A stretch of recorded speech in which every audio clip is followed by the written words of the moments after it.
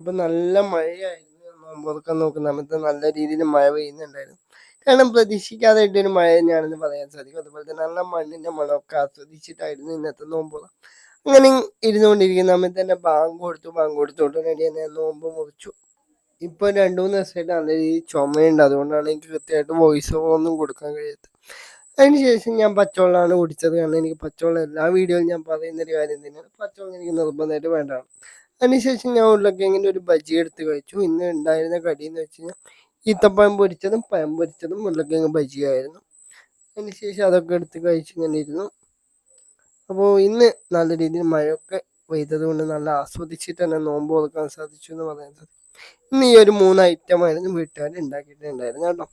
അതിനുശേഷം ഞാൻ ലൈമാണ് കുടിച്ചത്. അത്ര വലിയ പനിയും ചുമയൊക്കെ ഉണ്ടെങ്കിലും എനിക്ക് തണുത്ത എന്തെങ്കിലും കഴിക്കണം എന്ന് നിർബന്ധമായിട്ടുള്ളൊരു കാര്യമാണ്.